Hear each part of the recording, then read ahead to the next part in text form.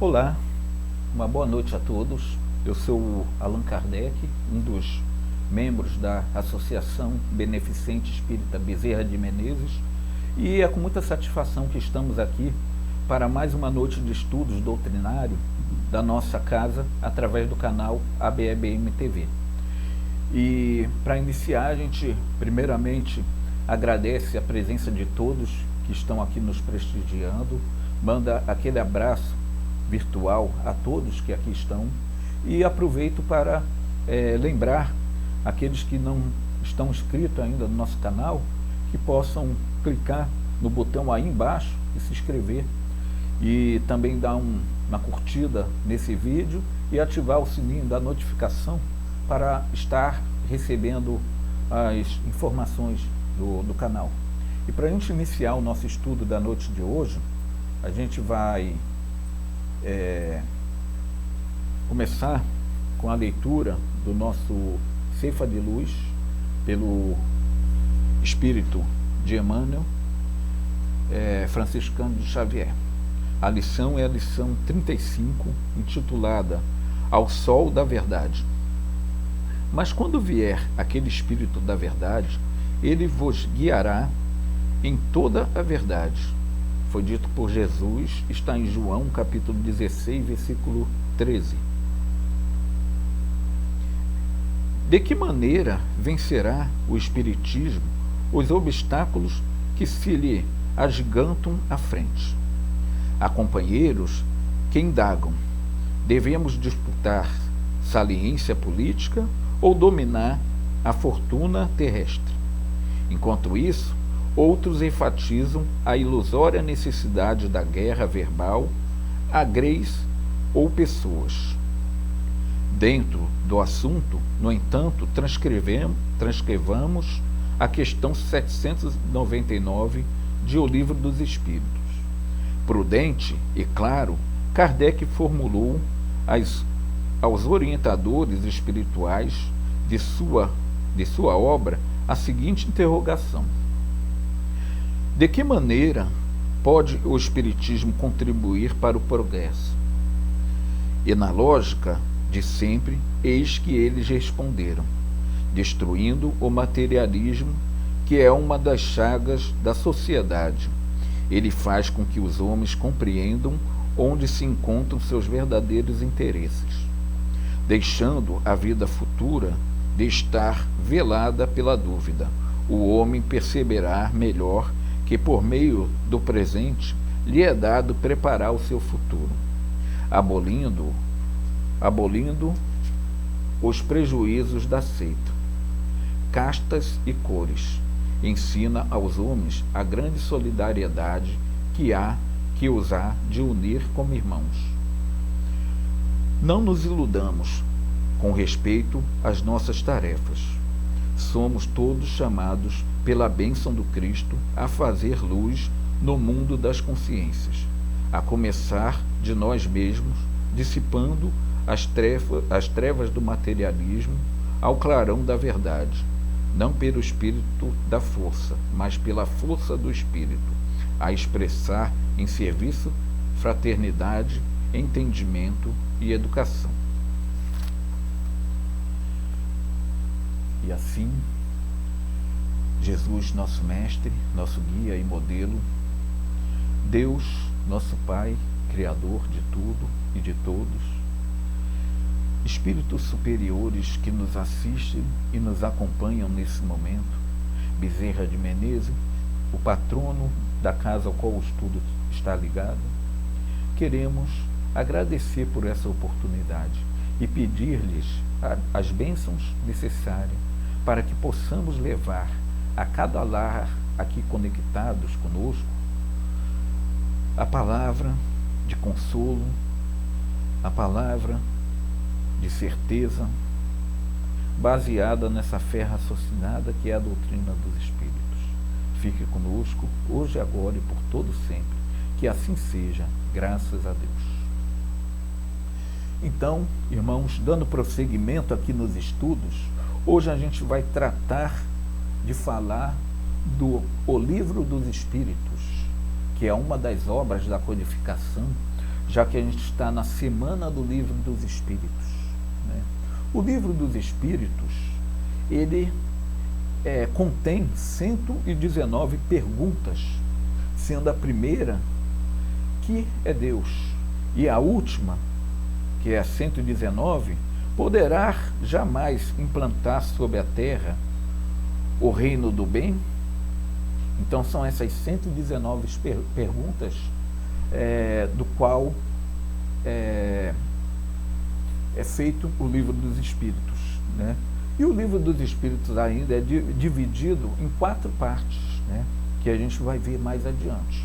Mas antes de falar dessas partes, do qual se subdivide o Livro dos Espíritos, a gente vai lembrar aqui que a doutrina espírita, ou doutrina dos espíritos, ela, como a gente está acostumado a ouvir, ela se subdivide no seu tríplice aspecto da doutrina espírita, que são eles: a ciência, a filosofia e a religião, sendo a religião o ápice maior e principal desse tríplice aspecto, né?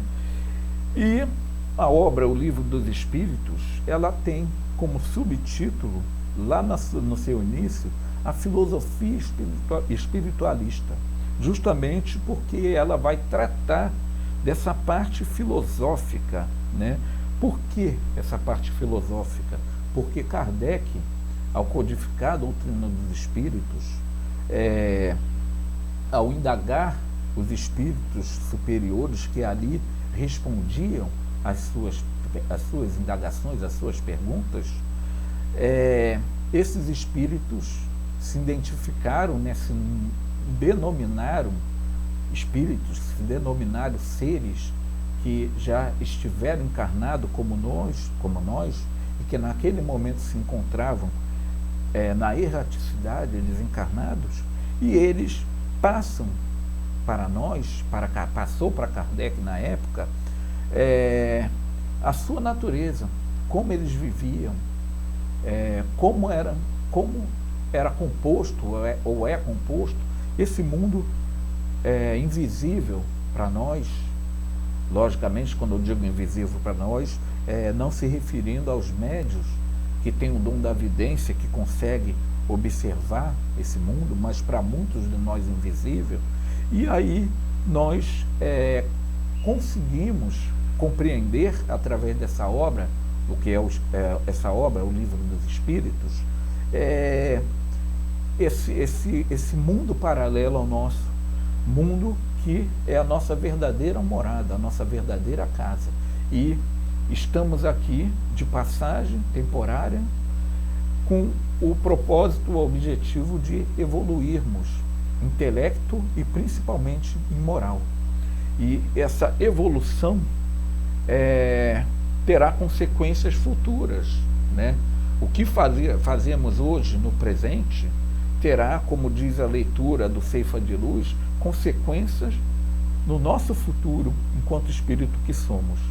E a obra, o Livro dos Espíritos, trata exatamente dessa parte da filosofia, né? Cabe aqui lembrar também que existem mais de uma tradução, e a gente aqui se baseou na tradução feita e editada pela FEB, traduzida por Guilom Ribeiro, que foi um saudoso presidente da entidade, engenheiro civil, poliglota, jornalista, entre outros assuntos, né? E ele traduziu essa edição da FEB, né? E aí, para a gente iniciar, né, esse bate-papo nosso, né, o princípio da doutrina espírita, né, nos diz o seguinte a respeito dessa parte filosófica do qual os espíritos vieram trazer para Kardec, e Kardec fez esse excelente trabalho da sua missão, que era codificar a doutrina. E os princípios básicos da doutrina espírita são quais? A imortalidade da alma, a natureza dos espíritos e suas relações com os homens, as leis morais, a vida presente, a vida futura e o porvir da humanidade, segundo os ensinos dados pelos espíritos superiores, com o concurso de diversos médios, recebido e coordenado por Allan Kardec. Allan Kardec, na verdade, teve esse trabalho de receber essas mensagens, analisar ao crivo da razão, né, e receber através de diversos médios nessa mensagem, analisar o crivo da sua razão e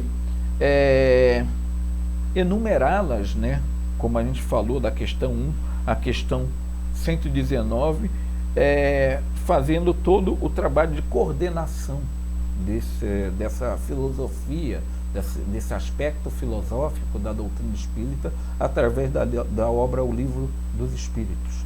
Então, não existe, para início de conversa, kardecismo, não existe doutrina kardecista, e Allan Kardec deixa claro isso lá no início da obra, até porque ele só foi coordenador, codificador. As mensagens foram trazidas pelos espíritos superiores em moralidade, em intelectualidade, grau que um dia nós também iremos estamos concorrendo para isso, né? E Kardec só fez organizar esse trabalho. Então a gente vê equivocadamente muitos irmãos se dirigir à doutrina espírita como doutrina kardecista, espiritismo, kardecismo, e que na verdade essa nomenclatura não existe, né? E sim doutrina dos espíritos, como Kardec dizia, ou doutrina espírita. E por falar nesse assunto, né, a gente não deve nunca desprezar também o sumário, né, a introdução, né, do Livro dos Espíritos, que tem essa parte introdutória, e dentro dela tem alguns assuntos muito interessantes, né, e que vai nos esclarecer acerca disso que a gente está falando.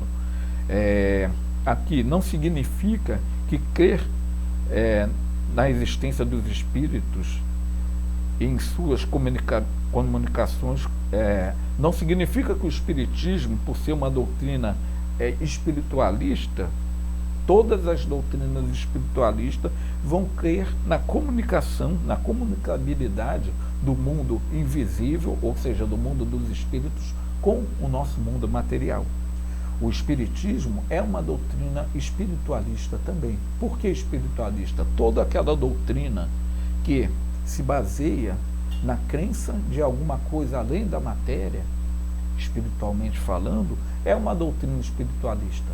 E a doutrina espírita faz parte desse corpo das doutrinas espiritualistas. O que não quer dizer, como aí a gente falou, que todas as doutrinas espiritualistas vão crer na comunicabilidade dos espíritos já desencarnados conosco. E esse é um dos princípios básicos da doutrina dos espíritos, da doutrina espírita, a comunicação do mundo espiritual para o mundo material, né? A relação do mundo material com o mundo espiritual e vice-versa. E para isso, Kardec denominou essa nossa doutrina como doutrina espírita ou doutrina espiritista. Então está certo a gente fala, se dirigir ao espiritismo como espiritismo, doutrina espírita ou doutrina espiritista, tá? No caso, ela tem como especialidade a doutrina dos espíritos, que é a comunicabilidade do mundo espiritual para conosco. Mas ela tem como generalidade a filosofia espiritualista, por fazer parte também desse corpo de religiões, de doutrina, que acreditam em algo mais além da matéria, né? Então é muito importante a gente, antes de entrar nos 4 partes que se divide o Livro dos Espíritos, lembrar dessa questão introdutória também. E lá na introdução vai falar também a respeito da alma, da divergência de opiniões acerca desta palavra. E aí Kardec comenta que por pobreza de linguagem, né, a gente acaba utilizando o termo alma para designar coisas distintas, coisas diferentes. E sobre esse assunto, três teorias, né, se confrontam e sempre se confrontaram no mundo para tratar do assunto do tema alma, né? A primeira, né, teoria, ela acredita que a alma é única e todos nós, seres aqui encarnados, teríamos um pouquinho desse todo universal dentro de cada um de nós. E com o desencarnar do corpo físico, a morte do corpo físico, sem ter esse pouquinho que cada um de nós tem, voltaria a um todo universal. E essa teoria, né, ela acaba por combater a individualidade da alma, né? Assim como a doutrina também dos materialistas, ela também combate a individualidade da alma, porque todos nós, segundo ela, um dia deixaríamos de ter a nossa individualidade e voltaríamos para um todo, né? A segunda teoria aqui seria a dos materialistas, né? De que a alma é um ser moral distinto, independente. Desculpa, né? Essa alma seria apenas o princípio inteligente, né? Que está presente em todos os seres vivos, né? E nós também, né? A alma seria esse princípio inteligente e, morrendo o corpo físico, ela morreria também com o corpo físico. E por último, vem aí a teoria que a doutrina espírita se baseia, de que a alma é o ser imortal e inteligente que sobrevive à morte do corpo físico. Então, é nessa terceira teoria que a doutrina espírita se prende e que a doutrina espírita explica diversas coisas que a gente vai ver a seguir, né? E aí Kardec, inteligentemente, devido a essa pobreza da linguagem que a gente falou, Kardec denomina, dá 3 denominações, cada uma para definir essas almas, né, que a gente vê nessas 3 teorias. A da primeira, que é esse todo universal, né, que a gente tem um pouquinho que voltaria para esse todo universal, seria o fluido vital, né? O fluido vital seria o princípio vital, seria esse todo universal de que esse princípio espiritual, esse princípio vital, voltaria para esse todo, seria o fluido vital. Para esse fluido que dá esse, digamos assim, como eu posso dizer, anima todos os corpos físicos, dá esse princípio de vida, seria o princípio vital, né? E para o terceiro denominação, que é o que o Espiritismo usa, que é o ser inteligente que habita o universo, seria, enfim, alma, né? Então Kardec dá essas três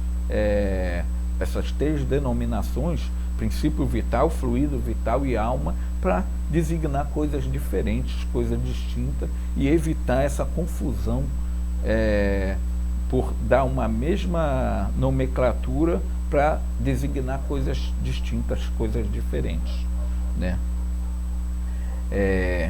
E aí a gente também aproveita aqui para tratar, né, falar um pouquinho do prolegômeno, né? Prolegômenos, né?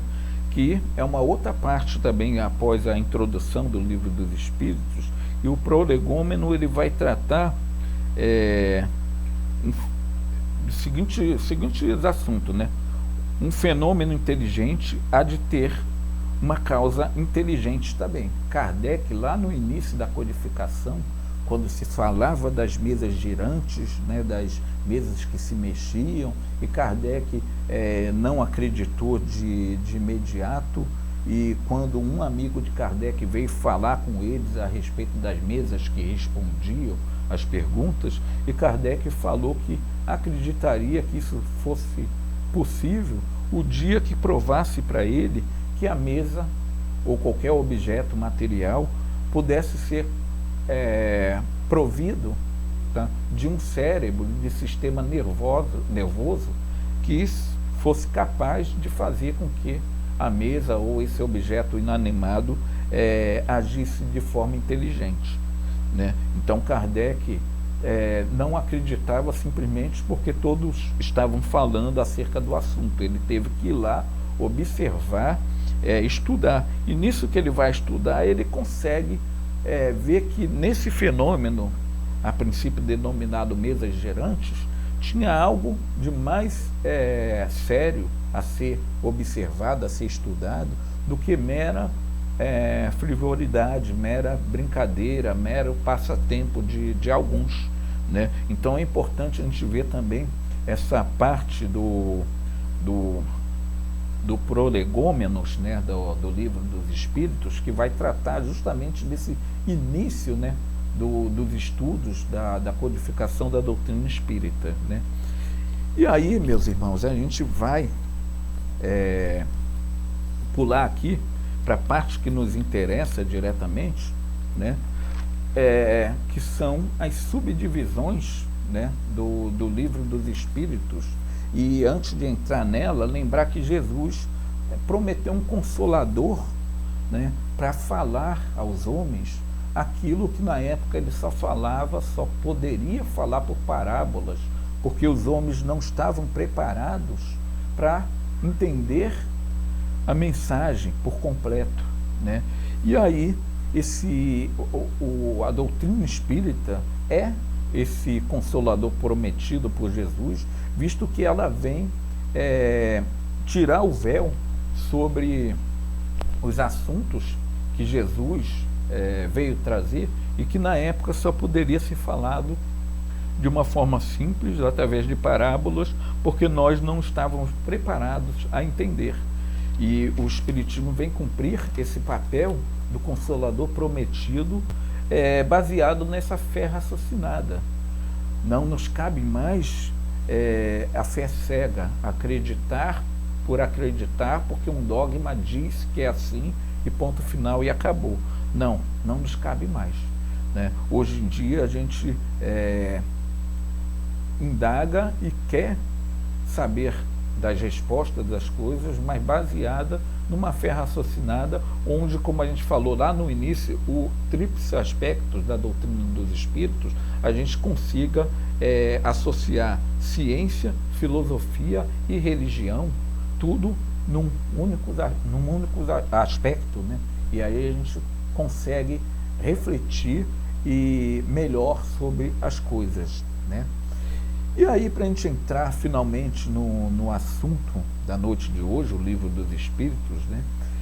Quando a gente vai estudar essa obra, que é uma das obras da codificação de Kardec, e ela é muito importante, ela se subdivide, além da introdução que a gente falou lá no início, além dos prolegômenos, né, que a gente também comentou aqui, que não deixem de ler quando for estudar a obra da codificação, quando for estudar o Livro dos Espíritos, porque às vezes as pessoas pulam, né, tanto a introdução quanto o prolegômenos, né, e lá tem assuntos de fundamental importância, principalmente para aqueles que estão adentrando ao estudo da doutrina espírita recentemente.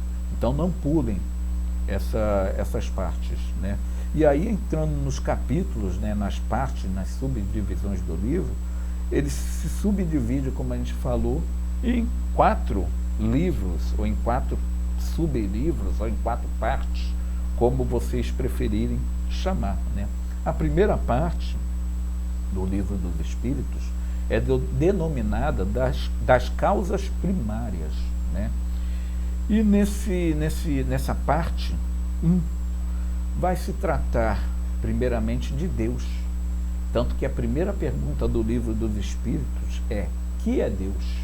Não é quem é Deus e não é o que é Deus, e sim que é Deus. Porque quando a gente fala quem é Deus, a gente estaria dando a Deus atributos humanos, como se Deus fosse um de nós, estivesse entre nós em carne e osso. Então, por isso que não é quem é Deus, e nem o que é Deus, como se Deus fosse algum objeto também material, palpável, estudado, como a gente falou lá no início do nosso bate-papo. A gente falou da doutrina científica positivista lá no início do século XX, no final do século XIX, quando começou a codificação kardeciana. Então, se a gente se referisse a Deus como o que é Deus, a gente estaria dando a Deus também características, atributos materiais, palpáveis, né? Então, o mais sensato, como está na obra da codificação, é que é Deus, né? E aí vai se falar de todos os atributos da divindade nesse primeiro capítulo, que eu não vou entrar em detalhes, porque é um estudo para assunto para outro estudo mais aprofundado, mais detalhado. Além dos atributos da divindade, nesse primeiro capítulo, intitulado Das Causas Primárias, vão ser trabalhados também os elementos gerais do universo. E aí, lá no início, que a gente falou de 3 sistemas que se confrontam, né? E aí acabam se utilizando a palavra alma, mas para designar coisas diferentes. A gente tratou disso lá no início. E nessa segunda parte, no segundo item, né, da primeira parte, vai tratar os elementos gerais do universo, né? De onde surgiu tudo, né? Esse elemento primário que a gente chama, que Kardec chamou de fluido universal, ou fluido cósmico universal, de onde provém tudo que existe, que é matéria, né? Seja matéria densa, ou seja uma matéria quintessenciada, tudo provém desse fluido universal, né? Vai tratar da criação, né? Que nós fomos criados simples e ignorantes, vai se passar pelo reino mineral, reino vegetal, reino animal, até se chegar ao reino hominal, e daí toda a nossa busca da evolução. Então, nessa parte da criação vai se tratar disso também. E por final, nesse primeiro capítulo, vai tratar também do princípio vital, que todos os seres orgânicos, né, possuem esse princípio vital que difere do espírito. É o que dá aquele princípio da vida orgânica a todos os seres orgânicos, né? E os seres inorgânicos não possuem esse princípio vital, né? E aí vai se tratar desse assunto, da questão do instinto, da questão da inteligência, né, do raciocínio. Tudo isso vai ser tratado nessa primeira parte do Livro dos Espíritos, denominado Causas Primárias.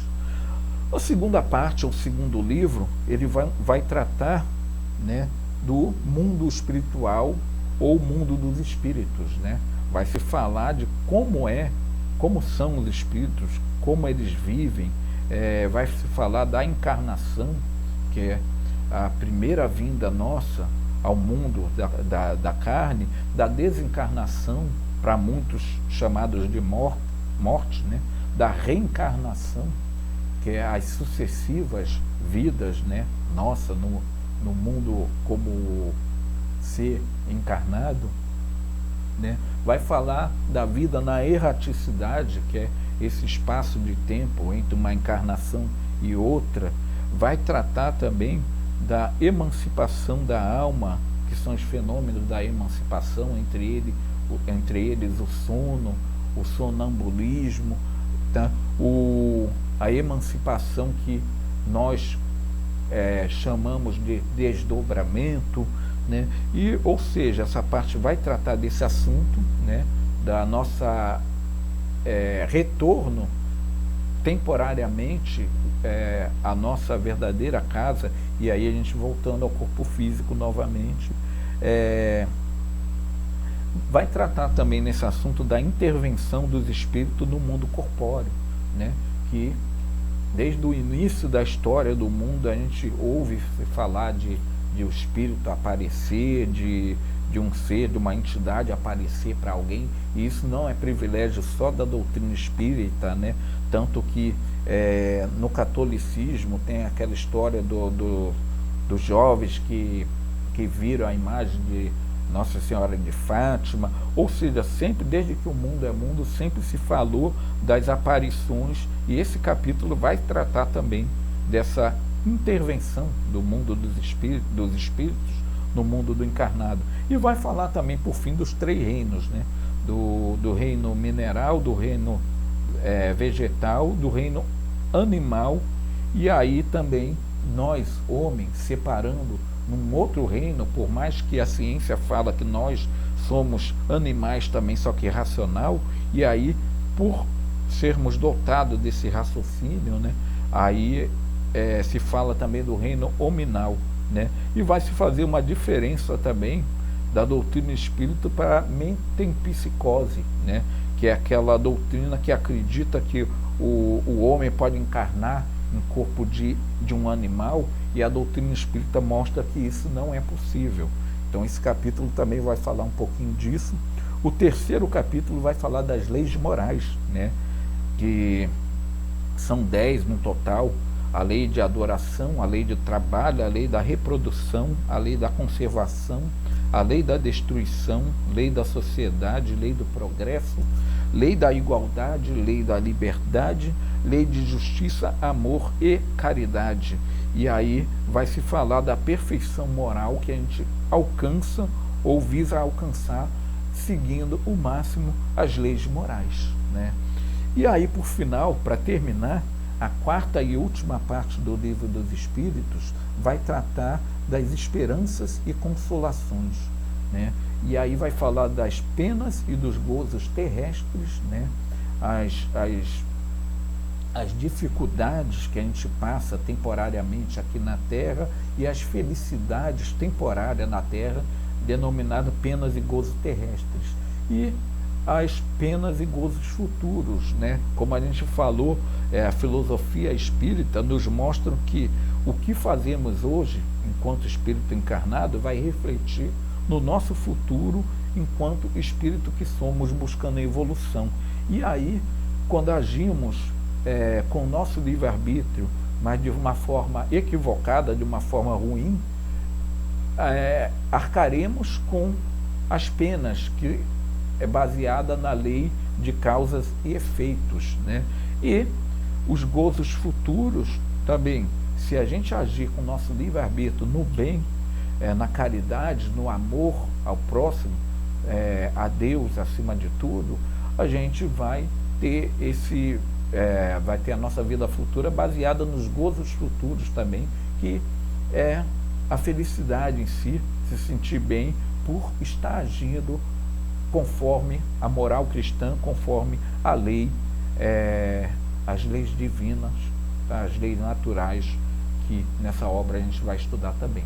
E com isso, irmãos, a gente vai chegando ao final do nosso bate-papo, desse estudo da noite de hoje, agradecendo a presença de todos que aí estão, de todos que nos assistiram, e convidar a todos para a gente fazer a nossa prece final, dizendo assim: Jesus, nosso Mestre amado, Deus, nosso Pai de infinita misericórdia, só nos resta agradecer por essa oportunidade e pedir as vossas bênçãos a todos que estão aqui nos assistindo, estendendo aos seus familiares, aqueles que se encontram também, Senhor, nesse momento enfermo, que o Senhor possa estar nos amparando e amparando a todos.